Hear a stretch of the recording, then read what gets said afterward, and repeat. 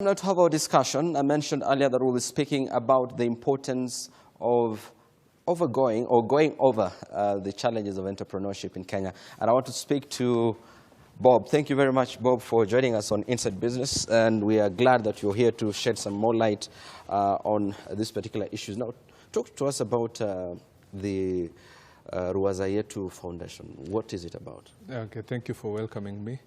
Ruwaza Yetu is an initiative fronted by Center for Strategic Excellence. We are corporate consultants whereby we work with corporate organizations, but given the current dynamics and the challenges that is facing the Kenyan market, we were looking as young experts with a consortium of other experts. Is there something we can do to alleviate the challenge that is incumbent? If you look at the statistics, it is showing there is simply not enough jobs to serve the population as it is. So can we become that agent of transformative change? And I, as a strategic consultant, I reached out to some of my consortium members who we work together, and we tried to front a united approach in trying to tackling this problem. Mm-hmm. And that is what Ruwaza Yetu is. Mm-hmm. Ruwaza Yetu, it means simply our vision, our design, our philosophy, or what we call our solution. If you look at the current situation as it is in terms of entrepreneurial approach, we call it more of a disintegrated approach. The entrepreneurial challenge is not a one-off challenge. It is a challenge that comes throughout their value chain. An entrepreneur, from the time of inception or innovation up to the time they are taking the risk, that value chain process, there is a series of problems that they face. Right now, what we are trying to do from our analysis, strategic analysis, there is an individualistic approach. We have this individualistic predisposition whereby the challenge of finance is being sorted from an individualistic approach. We are having the challenge of mentoring and coaching. So what we asked ourselves, is there a possibility whereby we can create a consolidated hub, whereby we invite entrepreneurs to join us on what we call a high-value average costing model? Simply, to solve the entrepreneurial challenge, we have to look at how can we innovate value and not create value. The solutions which are there, they are basically not as effective as they should be. But we are asking ourselves, can we front a united front whereby we welcome entrepreneurs from the time they are starting their ventures up to the time they are at acceleration, what we call incubation to acceleration? Can they be pulled into one community? So our vision in Ruwaza, what we are trying to do, Ruwaza Yetu, our vision is to create a community of inclusion whereby we do not leave anyone out. We try to mobilize our resources together, create our own opportunities within that community. We try to encourage members basically to grow and succeed on a mutual platform. Mm-hmm. Now yes. Just before you go on, you're talking about bringing together various experts or who have people with various expertise to try and nurture this pool of young people who want to succeed in entrepreneurship. And I think the major challenge or the major problem that entrepreneurs face is possibly financing. Yes. Most ideas are very brilliant, but very few really come to fruition. How do you help bridge that gap? The one thing I love about this model, as I told you, what we have tried to do, we've tried to innovate value, not create value. We've created a model, what we call a high-value model, minimal costing, whereby there's some financial implications, but very minimal.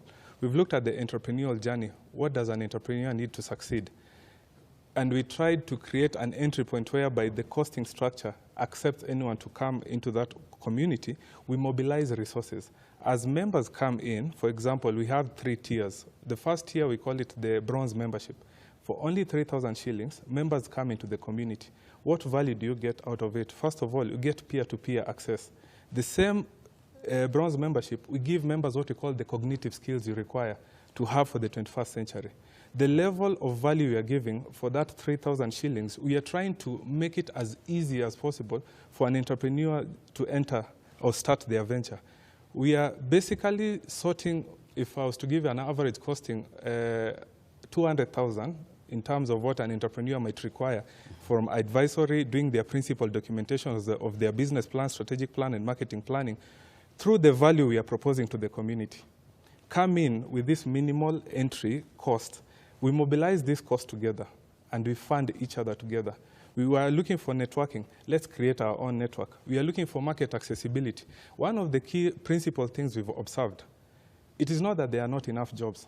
It is just the connectivity that is lacking. There are people out there who are having skills. There are people out there who are having the need.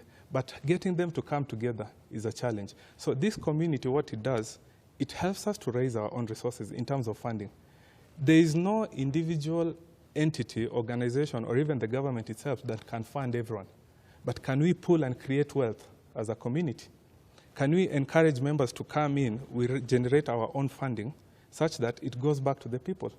So part of solving the financing challenge we were looking at, simply no particular entity or organization can give enough funding to everyone. But when members are encouraged to come through a community on what we call a high value average costing model, they are able to raise their own funding. So what's the difference between the bronze? You mentioned bronze. I believe there is silver and there's gold. Yeah, the bronze level membership, we are simply looking from a strategic standpoint. What does it take to become an entrepreneur in the 21st century? An entrepreneur in the 21st century, you must have what we call the key cognitive skills. You're as good as your mind. No matter how much funding you're given, if you do not have the cognitive skills to tackle the 21st century, you're in trouble. And the bronze membership gives you the advantage to become a strategic thinker, planner, and manager. It gives you accessibility to peer-to-peer networking. For only 3,000, we are saving you that challenge of incurring about 150,000 in training and consultancy. The next level, we are calling it the gold membership. Gold membership, we are giving people the cognitive skills you require. From us as an expert and our consortium, we've talked to a group of young people who are willing to scale themselves down and support the people. Now, the 20,000 allows you to develop your cognitive skills in strategic thinking, planning, and management. We are looking at coaching and mentoring in entrepreneurship. And at the same 20,000 shillings, we are giving people what we call the digital positioning. The 21st century challenge is technical. So we are giving people even free website for that 20,000 shillings only. And it can be done. We've been doing it, but from an organic perspective. So if you look at the gold membership, if you join at 20,000 as a member, you are able to access quality advisory, consulting, develop your cognitive skills, and get assistance on how to position yourself competitively, even by getting a free website. Currently, look at what is happening. This is a digital market. You cannot position yourself effectively in any venture you're doing without a digital platform. If you are to just go and try to do a website alone, you'll be charged between 30 and 20,000, and you'll be told to develop content. In digital marketing, there's what we call content marketing. How many people understand that you require strategic content for even your website? So just one value proposition, website for 20,000, it alleviates your biggest challenge. And the last tier entry, we are looking at it, is what we call the platinum membership. The platinum membership, we've been having members who are, most of them are employed, but they do not understand the dynamics. They do not understand how to position themselves again in the 21st century. We've been giving support. I'll give you a simple context. One of our members has recently, just last week, they have had an LPO of around 7 million. But for them to do that work effectively, they need a working capital of about 3.7 to front that kind of work. The current system as it is, it's a bit extremely bureaucratic in its approach.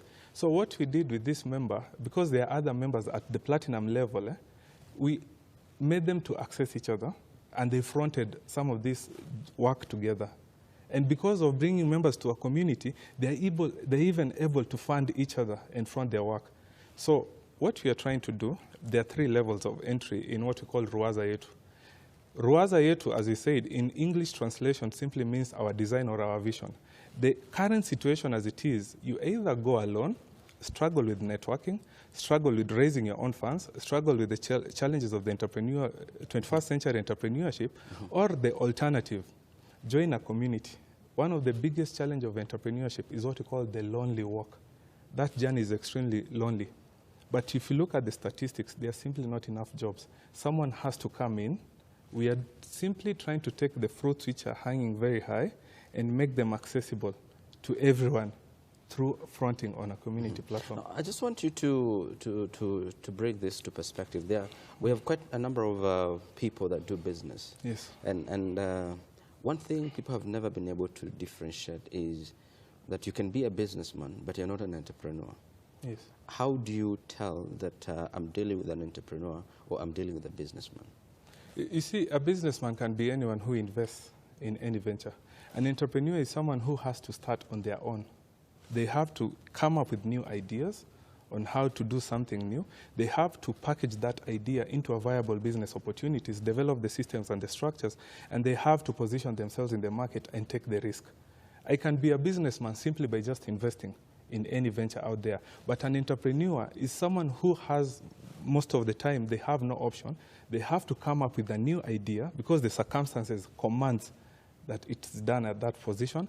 They have to develop their own systems and structures, and they have to find a way on how to mitigate the risk on their own. Mm-hmm.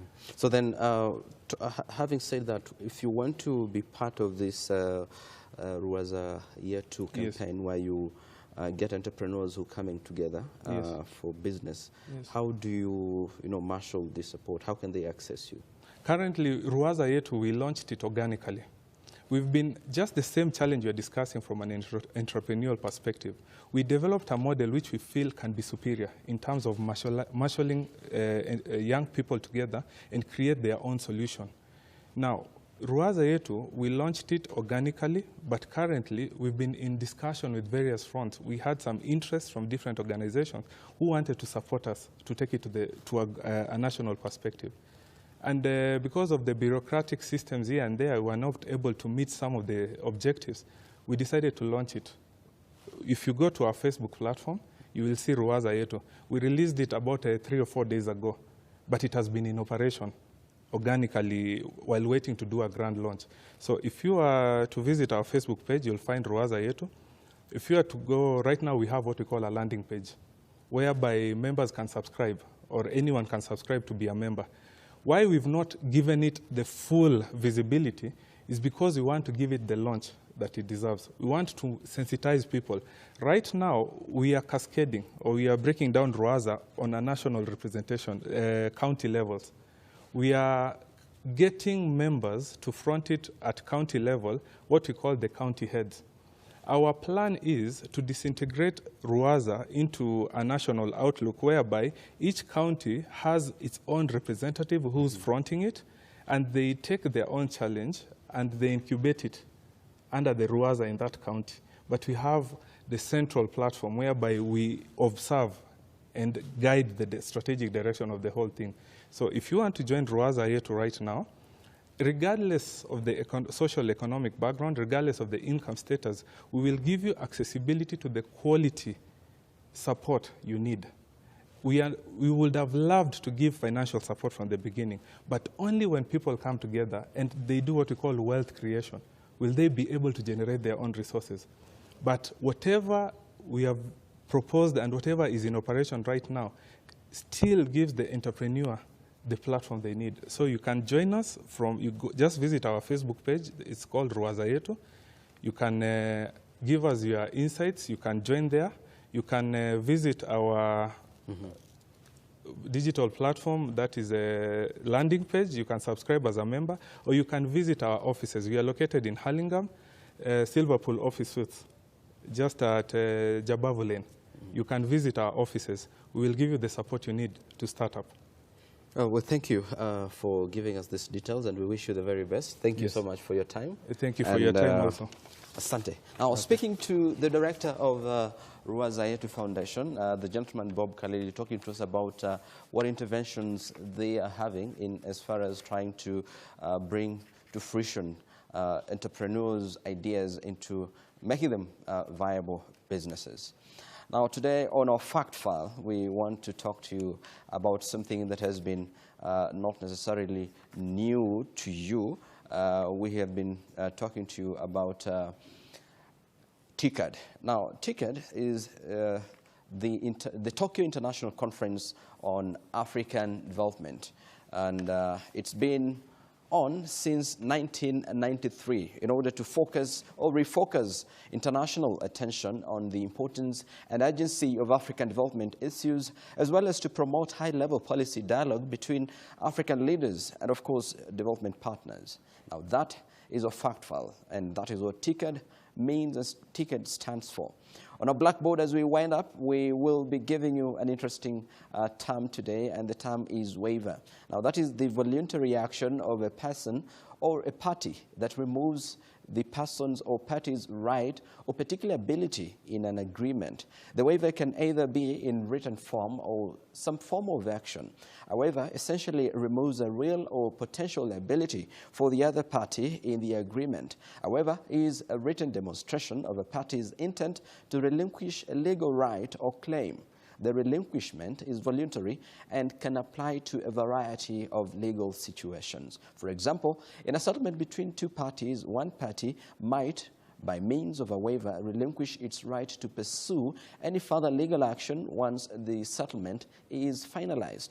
And I'm sure if you're in Nairobi or across Kenya, at our county headquarters, you must have heard about the land rate waiver and the particular county governments asking those who have not paid to, submit payments and get a waiver of outstanding fees or arrears. That brings us to the tail end of this broadcast. My name is Zawadi Mdibo, and this is Inside Business, the last word in business. I'll see you tomorrow. Have yourselves a terrific afternoon. Bye-bye.